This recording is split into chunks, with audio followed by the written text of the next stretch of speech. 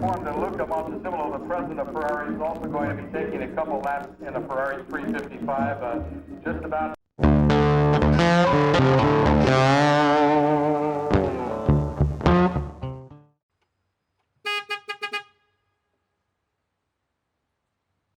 Hey, it's Jason. Thanks for tuning in. Kind of a little off-topic subject, but it is car-related. I am in the process of converting a bunch of VHS videos. In doing that, I had to get some additional equipment, and I've kind of been on the lookout for some old VHS blanks and VHS recorders and playback equipment.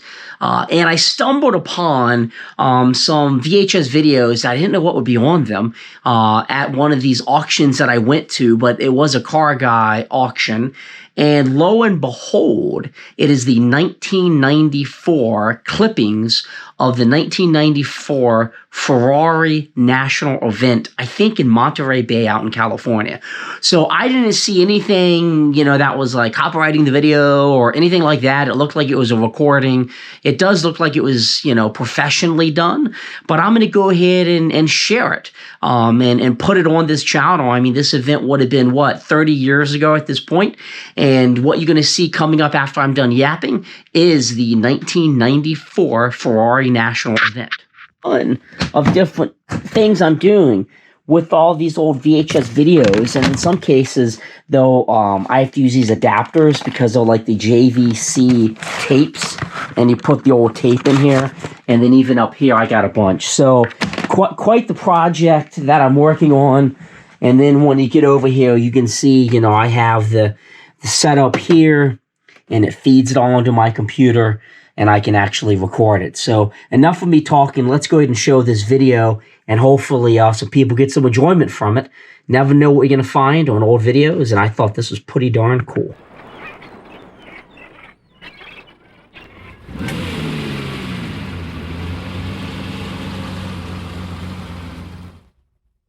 Welcome to the Ferrari Club of America National Meet in gorgeous Monterey, California.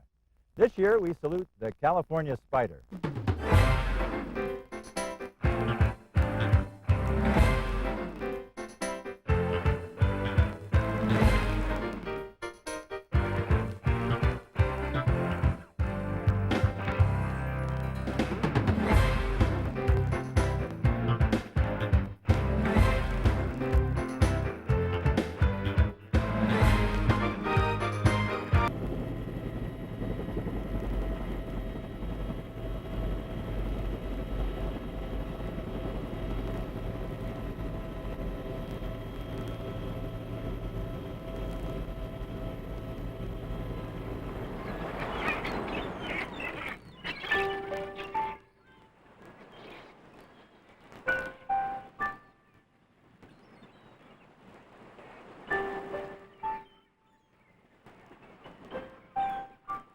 Racing began in earnest here in 1950. On Sunday, November 4th of that year, the Pebble Beach Racecourse, adjacent to the 17-mile drive, produced a special music of open exhaust of British and German imported Jaguars and MGs and Fraser Nash BMWs. By 1951, the tune rose 2 octaves as the first Italian Ferrari blasted through the pines. Its soprano-noted ripping shriek chilled early Californian spines. Every Ferrari club on the globe is here to honor some of the finest automobiles and experience a rare array of vintage race cars, classic touring machines, and exotic sports cars from Maranello. 1,700 members, over 1,000 Ferraris overwhelm this Spanish-rooted town adjacent to the Carmel Valley. It's just an old car, Certainly resting at the top of most enthusiasts' most wanted list, credit for the California Spyder name goes to Luigi Canetti, Ferrari's North America importer at the time of its creation. This is the worst made Ferrari that I've ever owned. Perfect. Okay, that would work. I will arrange it. We'll get it right now. You're driving the car or I've got it right you're now. tracking it in? Oh, great. So you'll Here, be just great. You go straight down here to this table in the corner and they'll give you your gifts. You will pass the airport. It's on the same road as on the left-hand side. Fantastic. Great. Spend. Come in and spend. And for those in search of cherished souvenirs or prized appurtenances, The authentic indoor version of an outdoor Italian market, Il Mercato, provides a part source flanked by hay bales and apple carts. Oh, here you go. It's like the models I saw over in Monaco last year. I found one I really like. It's $5,000. It was named for Dino, the son of Enzo. It was their first concession to a budget road car. If God smiles, we'll have a winner here. It's going to make it no matter what. We have to put a wooden block in there to keep it going. We're going to do it. Right, Dick? It'll be fine. It'll make it. It'll be fine. It will make it. Between 600 and 700 distinguished patrons meet their contributors and partners, heirs and colleagues. Food's great. Hospitality is wonderful. Hi, we're from Australia. Would you like an autograph as well? Hey, we're Aussies. We don't drink beer. The mouth-watering hospitality offers opening night excitement, spiced, marinated, herbed, and boneless treats, precluding the need for later dinner reservations. The rally's up to a good start. We're having a good time. Who made up the 7 a.m. time here? I want to talk to him.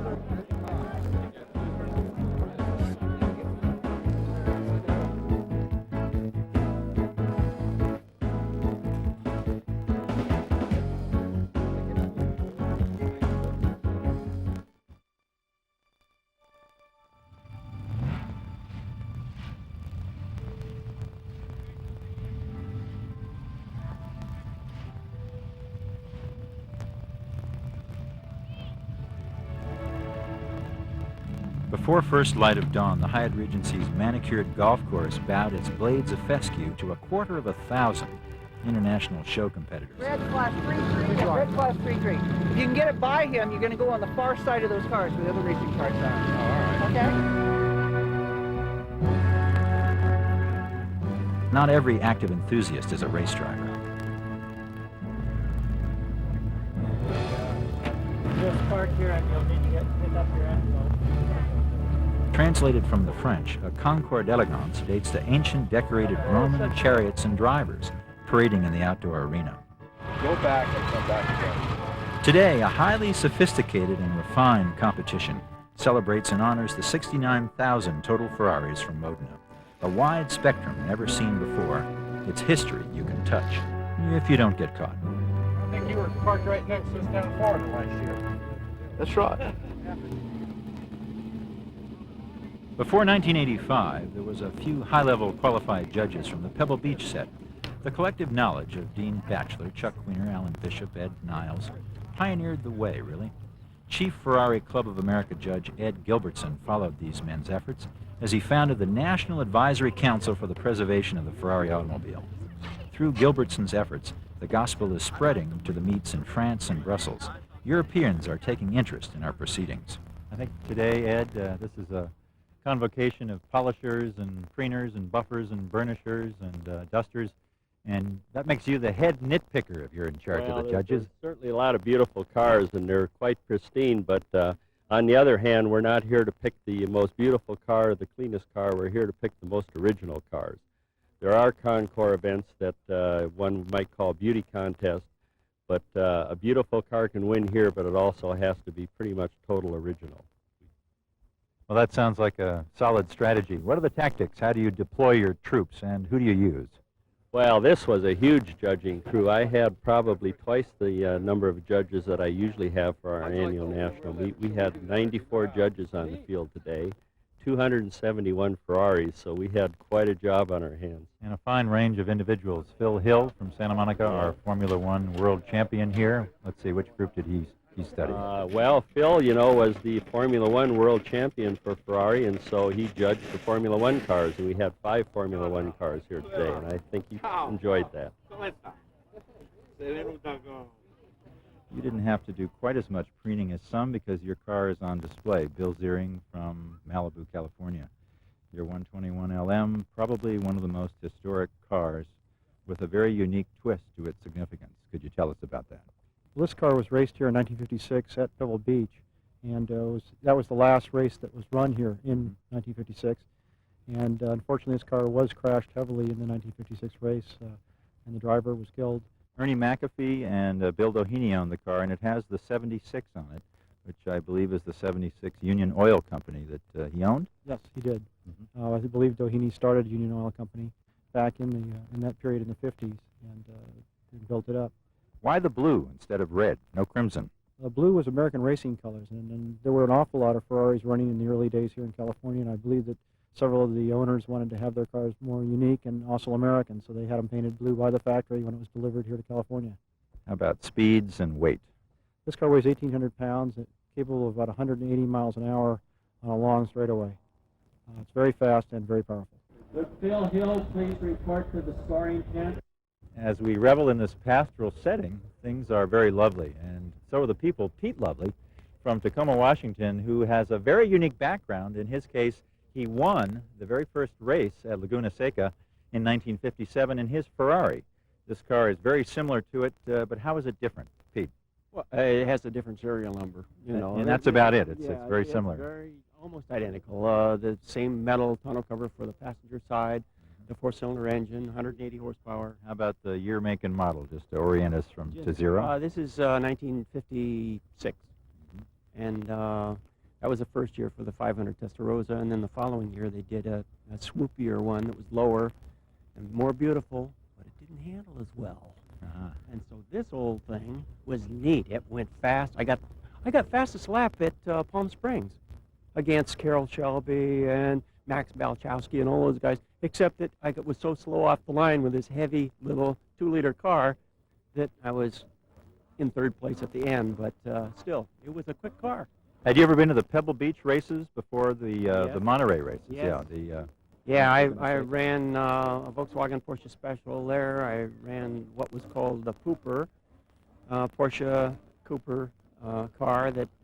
That was maybe you've heard about this silly thing, the throttle cable broke and the carburetor stuck out in the wind, so I just turned around and worked the throttle by hand and finished the race. Well, you know, I made headlines, except that there were a lot of people saying, oh, it was dangerous, because how did you shift gears? You know, oh, I held the steering wheel with my knee. Anyway. This is really strange, whatever this is. Oh, this must be the temperature. Yeah, that's... Belgian-born Paul Frere takes time away from his European editorial duties for Road and Track to referee a class at the Concours. We catch up to this arbiter elegante in the midst of judging. They felt very safe. That was one of the big points I liked in those cars. Before that, I had driven cars on which things broke and sometimes was a little dicey. And Ferraris always inspired great confidence. How about a big win story? I know you've got some. A race that you really enjoyed, that ran well, and you ended up on the podium. Well, with Ferrari I had two. One was in the Belgian Grand Prix at Spa, when I did not intend to race at all. But the week before, Luigi Musso had broken an ankle in an accident, and so at the last moment they asked me to take the car in the Formula One race in the Belgian Grand Prix. And first I said no, because I had not driven a Formula One car for 1 year, and I didn't want to make a fool of myself. And in the end I accepted, because it was a very tempting offer, and finished second. There's a yellow 246 Dino parked illegally on Castro Road without license plates. It is about to be removed by the police. Headlights. Right. Good. You can turn them off. Alan, this is a 1956 500 Testarossa. 4 cylinders, 2 liters. And I think, if I'm not mistaken, it's been in the same family for quite a while. You've got a nice view here of the engine with the red head, and yet this one's not known as the red head, the 2 liter. Oh, it is? Yes, the Testarossa originally started as a 4-cylinder, and this is an example of one of the first series. Well, all the way from Long Beach, California, John Masterson, who has one of only 47 ever made California Spyders. And this is actually more unique than that, in that it has a racing history, and it's a competition model of which there are only 10. And maybe you could share a little bit of that race history with us, John. Yes, the car was made for Luigi Canetti, who in the 1950s and 60s was a distributor in the United States, and he was quite a racer. He won Le Mans in 49, and he commissioned this car through the Ferrari factory, and this car went directly from the factory to the 1959 Le Mans race, where it was driven by two drivers, Grossman and Tivano, and actually did well. It finished 5th overall. The car seems to have an unusual hat to it, an unusual mohair top with a slightly different configuration. How did it come by that? Well, the car was built as a Spyder, and I believe from historical research I've done, the top was rather contrived. It is not one of the best engineering jobs you'd want, but anyway, it's workable. That's about all I can say for it. Isn't it wonderful to see the wire wheels that now we don't use for competition because we know they flex, but they're so beautiful and probably so impractical now, but they seem to work at the time.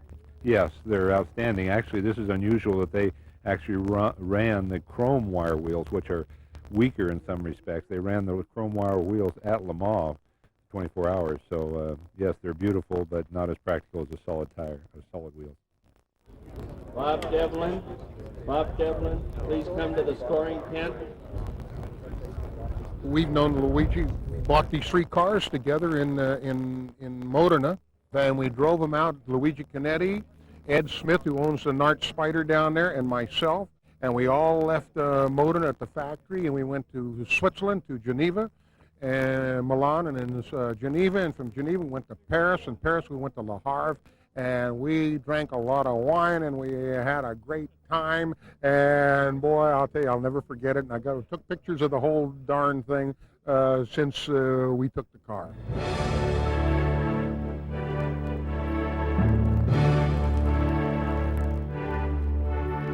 We have a number of important Ferraris down in Mexico these days, and we're very glad that they bring them up for us to enjoy. Now there's another variation on the Vignale coachwork theme. Proud class winners received their acknowledgments with colorful commentary from historian Robert Devlin and the professorial adjudicator Ed Gilbertson himself. Color coordinated and all.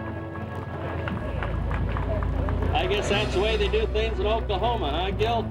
Short wheelbase Spyder, California, number 3195, owned by Bob Baker, Omaha, Nebraska. John Weber, how do you feel? I feel great. I tell you, it's an exciting day, and I'll tell you, look at all the people and all the spectators that come from all over the world here. It's incredible, and you'll never see another sight like this ever again, I don't think.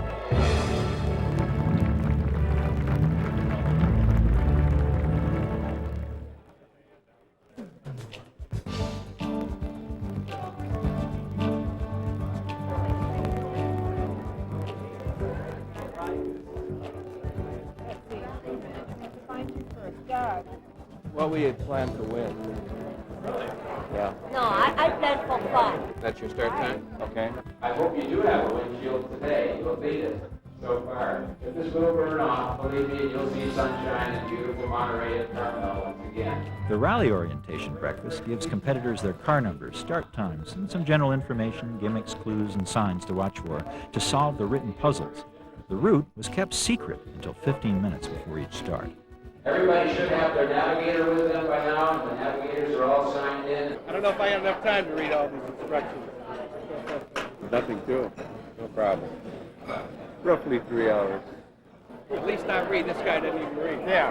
What's that word right there? Using the instructions delivered at breakfast, 200 cars were flagged off at 30-second intervals for a self-guided tour of the Monterey coast and the back roads of Carmel Valley. Gary Kuntz and Lori Lycum in the number 1 car, a beautiful Ferrari, and I think we have a very professional-looking team here. They've got their charts and their caps and a couple of wristbands and seat belts belted in. Well, what are your chances? Well, we don't know, but we're going to give it a go. We're trying. They have an overall GT award here that we're trying for very much. So let's see what happens. I have butterflies, but it's going to be fun. No,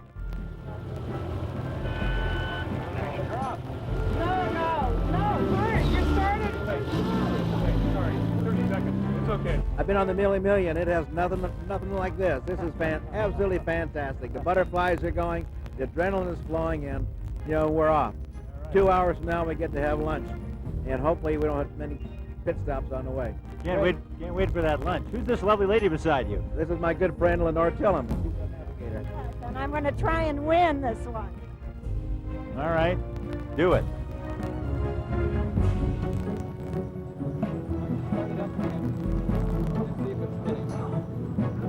Well, together with the night and morning low clouds and fog, it looks like we have a little radiator smog too.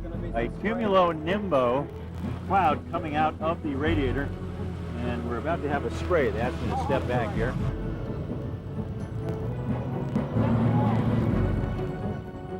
Well, Arnold Meyer from Switzerland, a man from the country that rallying was born in back in 1911. Arnold, what do you think your chances are today? Well, we hope to win. You done this before? This is our first time, and we're excited about it. Well, you may need a little bit of luck then. Well, I don't hope we're still peaking when we get through here.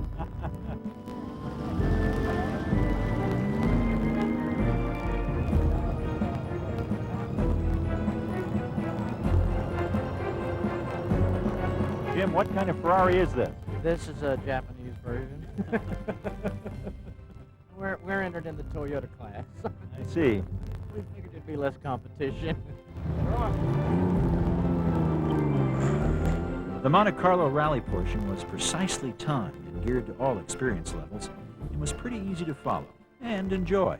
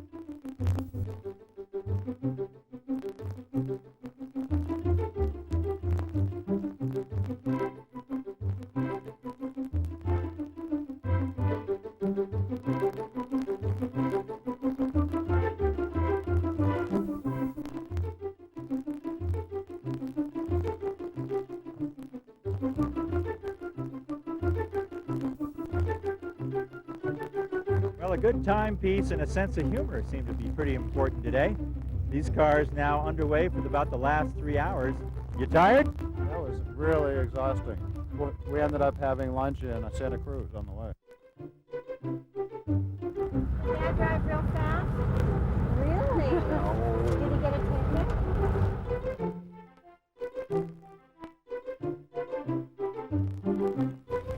You want some minutes to do last minute work here? It doesn't matter.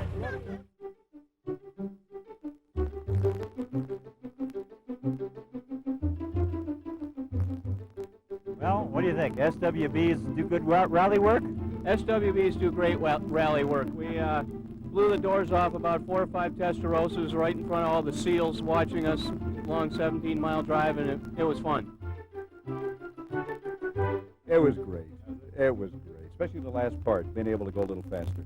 We didn't get lost. It was tough out there, though, dodging the deer, and the guy tried to carjack the thing, and we shot him.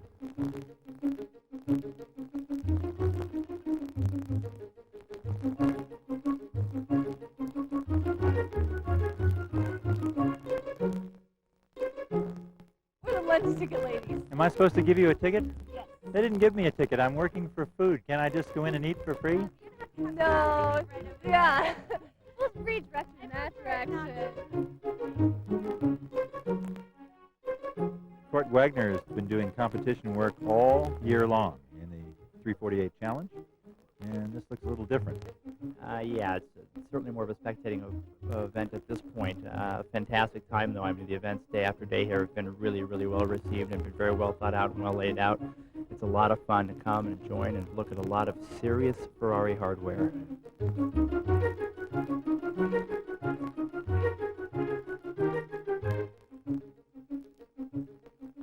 So are you part of the rally, or are you running for best of breed today? Best of breed, that's me. I thought I'd sneak through here, but... You didn't snare any doing over the speed limit, did you? Oh, wouldn't have mattered. I don't think I could have caught him. They threw me away because I wasn't red. I think Enzo lost it, though, when he went to painting them.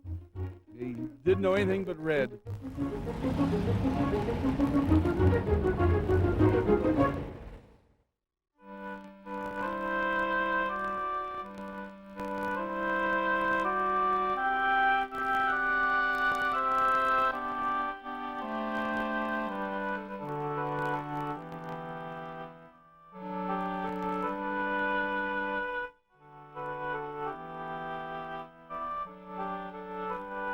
Just hours before the rest of the world is treated to Ferrari's hot new 355 Berlinetta and the 456 GT, the press previews each model for an exclusive salon-type inspection, surrounded by our 36 class winners from the concours. Niki Lauda, the technology of Formula One, with all its wizardry, is a very unique facet of Formula One racing. Does it relate to the road cars on Ferraris?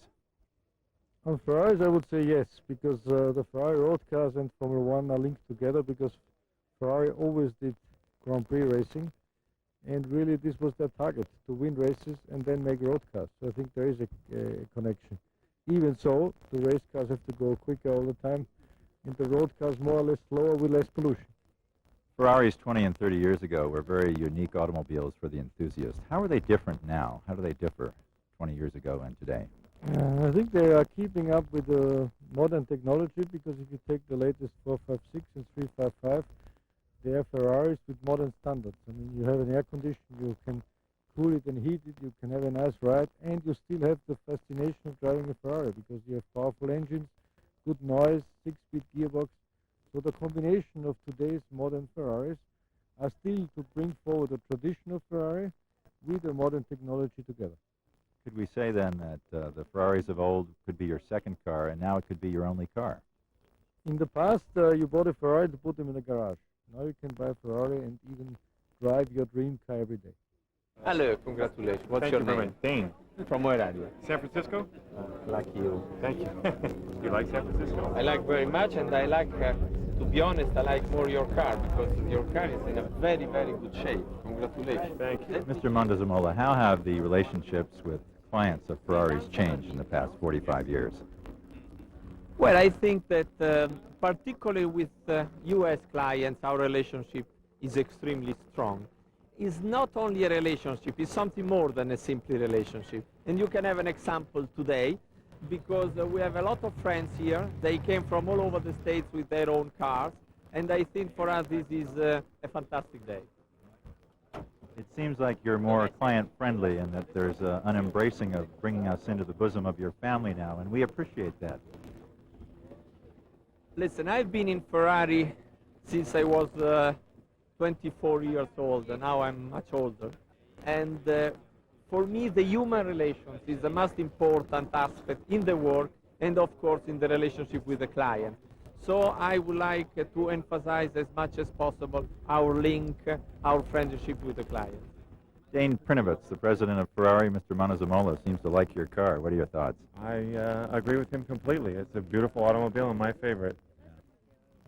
Senor Gonzalez, do you suppose it's as fun to win a championship today as it was in the years when you did it? Si ahora estos días sería para ganar un campeonato ahora y se comparaba como ganamos antes vos los campeonatos. ¿Cómo? ¿Cómo compararía ganar un campeonato ahora con antes? Sí.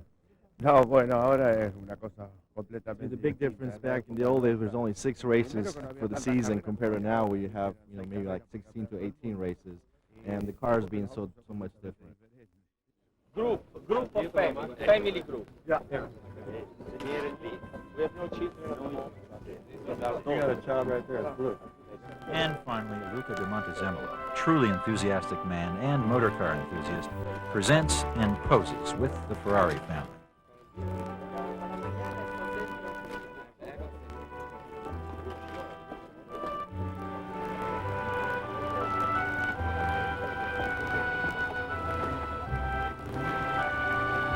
What is the Pininfarina philosophy behind the creation of Ferraris? Pininfarina. Well, I think it's the same or very similar to one of the of the Ferrari Ferrari. That is, to find something which is a combination of aesthetics and technique. An ideal of combination of aesthetics and technique.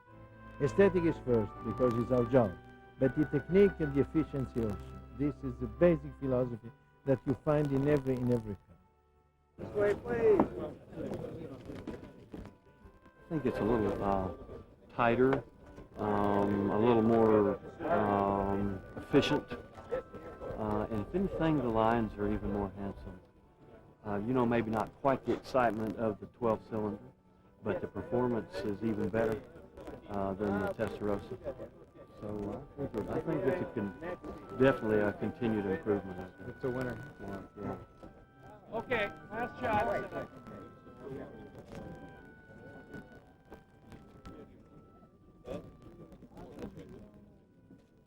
Okay. It's the 45th anniversary of Ferrari. What are your thoughts? What is your thought? That Ferrari is much bigger of a name of the company. The company is my company, but the name is worldwide well known. So this is something that makes me, I don't know, a big emotion for me.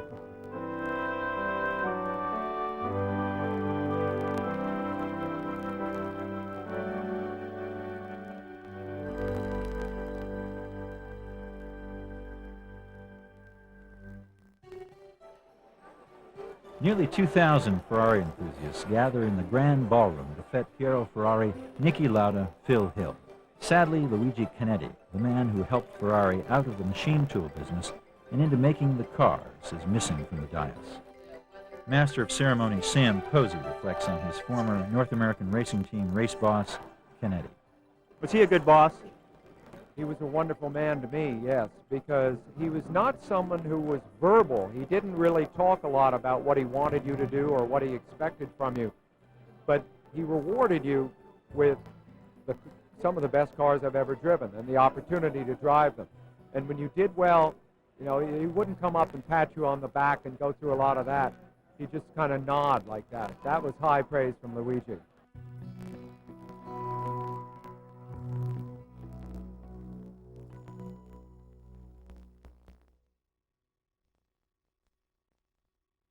This tree you're looking at is perhaps the most historic and significant location in all of Pebble Beach for Ferrari racing, as back in 1956, it is the location where Ernie McAfee, while driving in a Cal Club race, lost control while in third place behind Carroll Shelby and Phil Hill. He hit the tree and died instantly, and in that tragic moment, Cal Club lost its innocence, and the first era of Ferrari racing came to a close.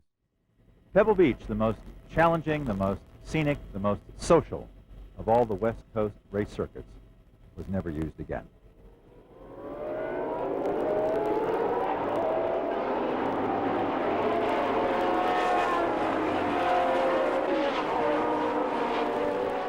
In 1957, General Monk Myers opened Fort Ord property to continue the racing legacy now at Laguna Seca, or Dry Lake, Raceway. With the loss of the Pebble Beach road races came the birth of Laguna Seca and a new era of Ferrari winners.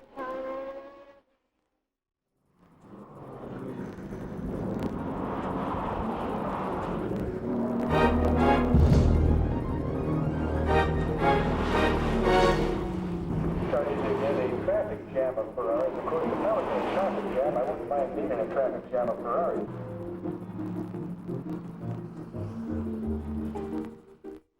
Yeah, I thought they were going to go back to their corral there for a moment, but they're not. They're continuing up through the turn number 4 southside up the short distance to 5 and making that somewhere around a 1,000 Ferraris. There's got to be more than 1,000 Ferraris. Informed that Luca Montezemolo, the president of Ferrari, is also going to be taking a couple laps in a Ferrari 355. Just about to head out of the racing pit lane now. I think you can see him coming towards you in the at the media building.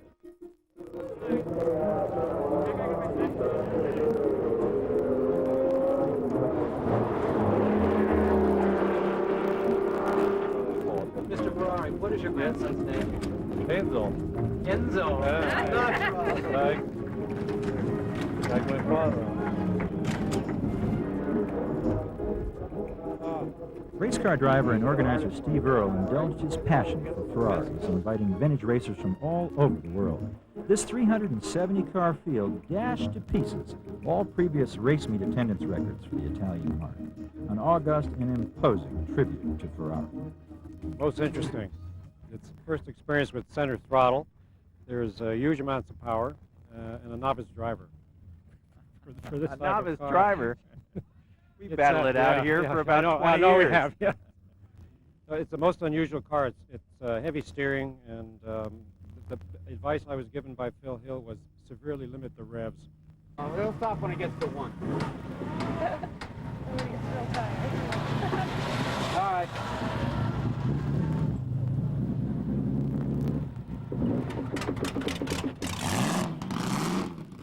This particular one we've been working on for 7 years, trying to bring it back from the dead. It sat under a trailer truck for 27 years in Manhattan Beach, California. Was and this now it's Tony back. Paravano's car? This is the Paravano, one of the Paravano cars, yeah. So it's nice to see it back as an automobile again. Looks like we have a 61 Le Mans winning Testarossa here. What's its history?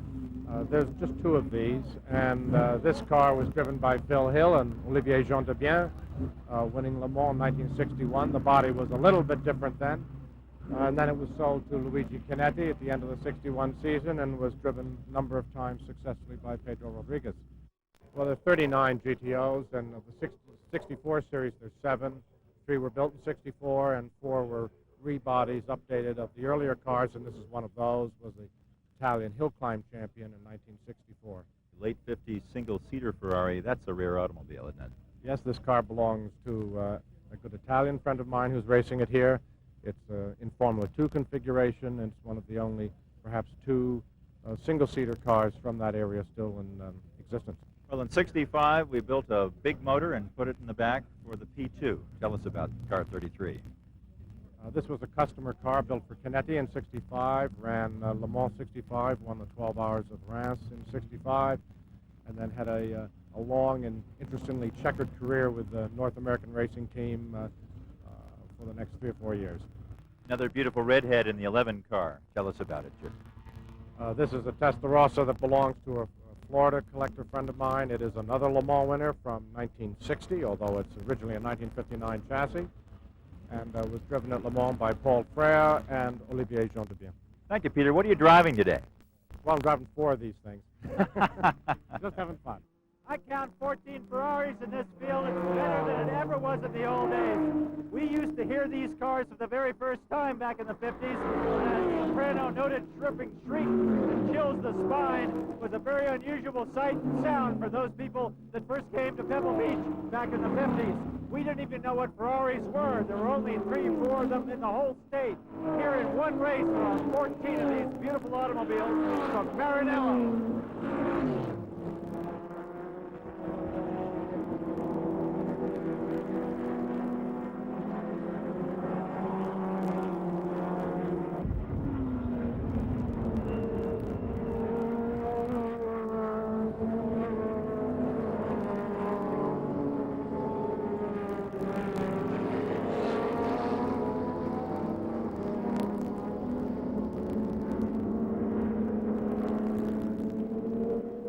Bob Baker's 166 mm. What's the racing history, Bob? Well, the biggest event that has been documented is the 1949 Le Mans win by Luigi Canetti. But he won that overall and also won the Index of Performance. Was your father a good dad, a rough dad, a tough dad, a father figure, a warm man, a hard man? How would you describe him? Dad was a very strong man. He was somebody who was used to doing things a certain way, getting the results that he wanted his way. As an instructor of driving, he would just give you little hints, would never show you, would never demonstrate, but he would give you, don't be quite so rough here. Maybe a little smoother would be nice. The car would like it if you didn't do that. Always with an eye to making the car live long and fast. There's an old saw that says customers or clients complained about your father showing a little favoritism for some of the drivers. Some had to pay, and some got rides for free. The quote is, your father said, "If he is rich, he pays. I don't care if he is the best driver in the world." You suppose there's any truth to that? A bit. The rich drivers did pay, but they wanted to. The rich sportsmen paid, and they wanted to. And sometimes the poor driver who was very fast didn't pay. But those were people like Mario Andretti, Dan Gurney, Phil Hill, who had talent beyond belief. The Rodriguezes were wealthy. They did pay, but all went and got the same results, speed on the racetrack. Did your parents argue about your involvement in racing? Was that a dispute in the family? Not really. I avoided that because I stole my first racing car and they didn't know it. They did know it, however, when it burned to the ground in Saint-Jovite. Then you had a little bit of an argument at home. It wasn't very good that day. Car number 22 going by, that must be the car that he drove in 1949, is that right?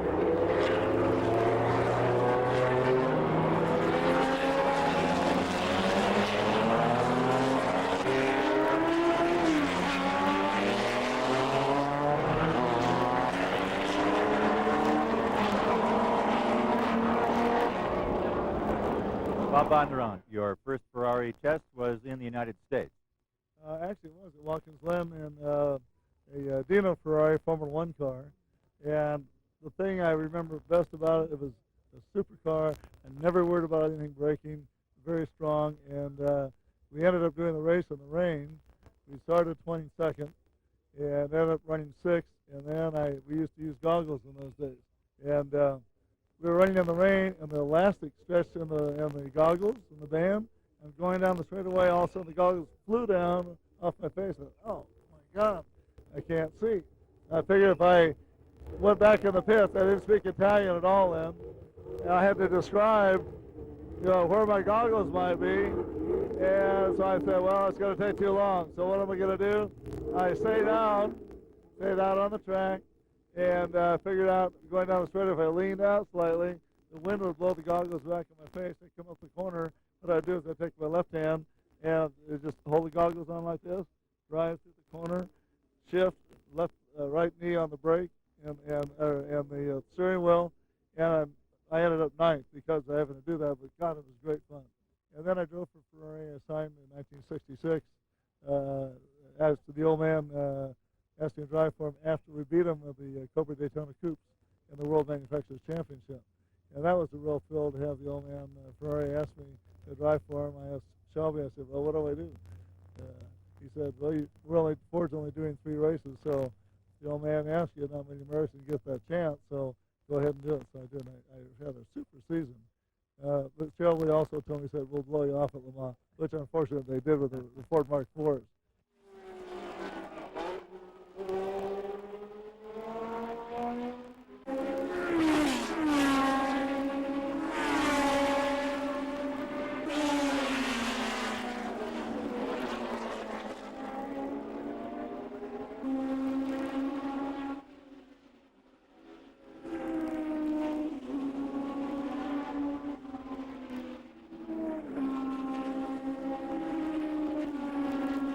A 250 LMB, car number 26, being driven by Lulu Wong. What's it like?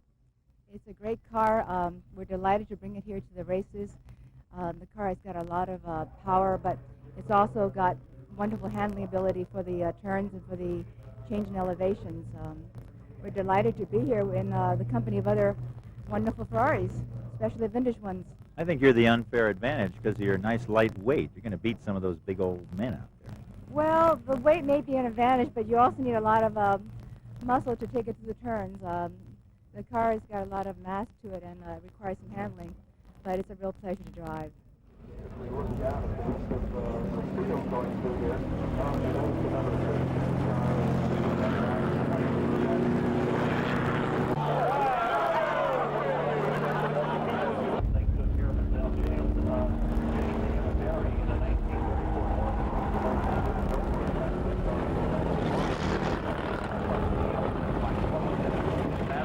Talking about Larry, I'll bet to come up here. 4th place car just going by unofficially. Bob Baker, Phil Hill led the way. What did it look like from your perspective? I saw a lot of Phil Hill's trunk. That's my perspective. He was great. It was fun just following him for about 5 seconds. Gil Nickel, you had a whale of a battle with our former world champion Ferrari driver Phil Hill. Your thoughts?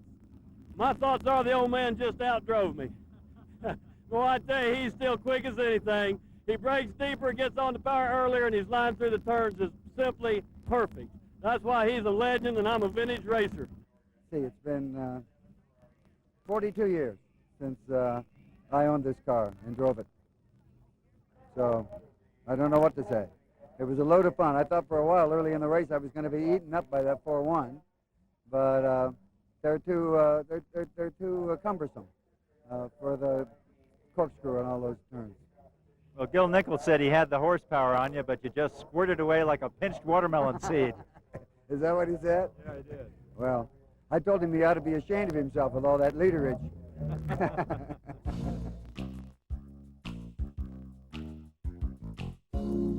John Steinbeck's Cannery Row now boasts the world's finest aquarium, due largely to the endowments from the Packard family, that's Hewlett-Packard. This Jules Verne-style dinner captures the romance of earlier days, of sardine-filled underworlds, of sleek manta rays as they add discovery to our dinner. I better have the kids do this. No, leave this. You can change the tides. It's really extraordinary. We're being amused at the fish's ability to change with the direction of the current. Our delicate ecosystem displays creation and evolution, an ephemeral reminder of just how lucky we are to be at the top of the food chain.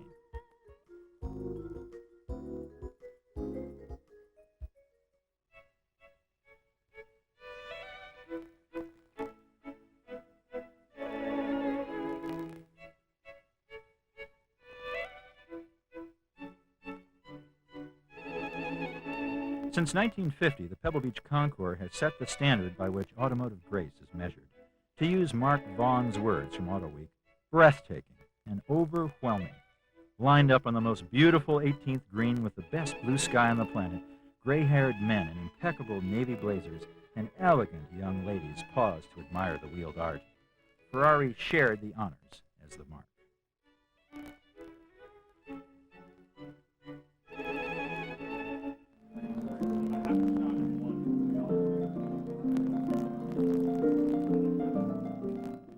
Ferrari Club registrants and their guests from around the world feast in the Cypress Room, a sort of catbird seat situated high above the activities, overlooking the rose-lipped maidens and the light-footed lads with their carriages.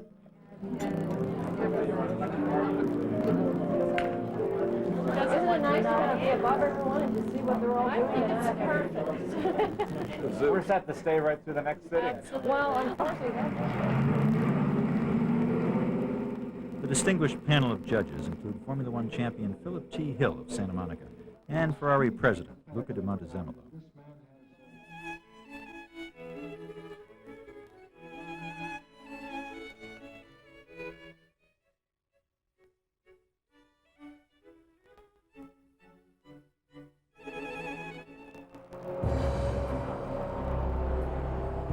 Ferrari Club of America members take over the 2.2 miles of Laguna Seca Raceway to challenge this tricky 11-turn course.